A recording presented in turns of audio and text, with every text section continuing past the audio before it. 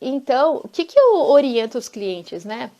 Gente, aquela realidade, a empresa, por acaso, deixou de comprar proteção respiratória em tempos de pandemia? Setor de pintura, solda, lixamento, acabamento, laminação, sei lá qual for a atividade, por acaso a empresa deixou de fornecer equipamento de proteção respiratória? Com certeza não, certo? Com certeza a empresa ainda teve mais cuidado ainda no fornecimento de proteção respiratória. Mas, Georgia, ela está entregando. Por que a gente tem que ter tanto cuidado assim com o ensaio, com o treinamento e ensaio de vedação? Porque, principalmente pessoas novas na atividade, pessoas que nunca utilizaram proteção respiratória, é de extrema importância manter treinamento e ensaio de vedação. Um usuário que não tem um treinamento adequado não é orientação. Treinamento não é orientação. Treinamento tem todo um conteúdo obrigatório, né? E que faz total sentido que a gente cumpra com esse conteúdo. Um funcionário que entra numa área que precisa de proteção respiratória sem o treinamento adequado, ele vai ficar quanto tempo sem orientação correta? Sem fazer o ajuste, sem saber fazer o ajuste, sem saber que não adianta a barba curta, que o certo é 0 barba, sem saber fazer verificação da vedação, ele nem ouviu falar sobre isso, né? Não sabe o momento certo de descartar o respirador, não sabe o momento certo de descartar o cartucho, enfim, os filtros, não sabe fazer manutenção. Gente, a exposição dele continua acontecendo. E lembre, a empresa continua comprando a proteção respiratória, certo? Então, por que a gente tem que manter o treinamento e ensaio de vedação? Para validar a entrega, né? Se eu estou entregando a proteção respiratória, ó, eu tenho um monte de EPI aqui do meu lado, peraí. Se eu continuo entregando a proteção respiratória, é porque eu quero continuar protegendo o meu colaborador, certo? Então, o treinamento é extremamente importante para que a gente consiga validar. Quem me acompanha aqui um tempo já sabe que a gente só consegue dizer que a proteção é efetiva se eu tenho evidências das atividades sendo cumpridas. Quais atividades? Avaliação médica, ensaio de vedação, treinamento, tá? Monitoramento e por aí vai, tá? Então, o treinamento ela é totalmente inerente à eficácia do respirador. Ensaio de vedação. Ensaio de vedação, a pessoa pega o respirador, não sabe se veda ou não, só vai descobrir quando terminar a pandemia? Mas o que eu quero que vocês reflitam é o seguinte: a empresa está entregando proteção respiratória. E aqui vocês vão me ver falando milhares de vezes, batendo na mesma tecla. Proteção respiratória sem treinamento, ela não acontece. Proteção respiratória sem ensaio de vedação, ela está longe de ser efetiva. Muito longe, né? Então, se a empresa está comprando e entregando, eu tenho que validar isso. Imaginem se as pessoas que me perguntaram isso no ano passado, em março, abril do ano passado, se eu achava que deveria continuar. Eu me posicionei que sim, inclusive eu continuo oferecendo esses serviços e orientando todas as pessoas, aquelas que eu faço, o meu cliente e o cliente de outros profissionais, que sim, deve manter o serviço. Tá?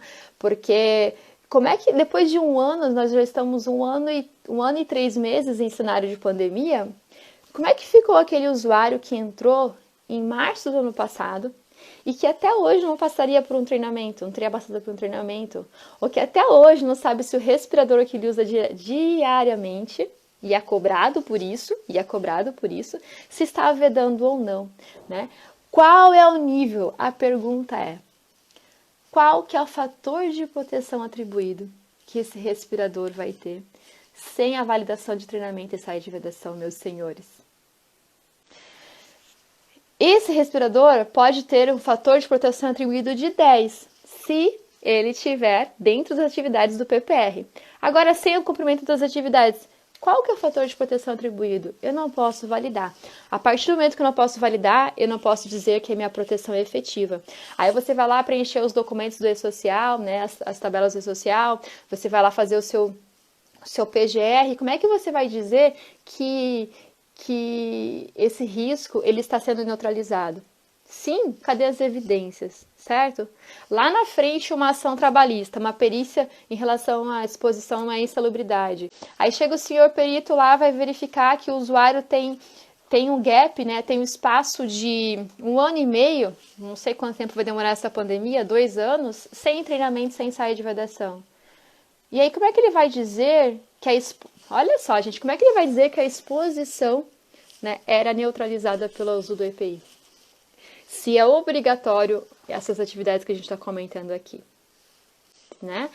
Então, para fazer jus à entrega da proteção respiratória, se eu continuo entregando é porque continua havendo a exposição. Se continua havendo a exposição, eu preciso validar essa proteção, né? Eu vou voltar lá no comentário do Paiva, que ele comentou assim: Georgia, eu nunca vi um ensaio de vedação no uso de PFF2 ou N95 para a Covid, em hospital, por exemplo. Paiva, na indústria é onde o PPR ele mais acontece. Embora seja uma minoria das empresas que fazem o PPR e mantêm ele em dia, normalmente as atividades que a gente está falando aqui são feitas na indústria, tá? Eu ainda, né, nesses 2 anos que eu estou aqui na internet, 2 anos, quase 3 anos já, eu ainda não ouvi ninguém falar que tem um PPR efetivo no hospital. E sequer que tem PPR, tá? Talvez nos dedos de uma mão eu consiga lembrar, né, de pessoas que falaram que tem o PPR, mas que seja um PPR efetivo, que tem ensaio de vedação, treinamento. Não, é aquele documento. Jorge, nós temos o programa, tem ele escrito, mas eu nunca fiz ensaio de vedação.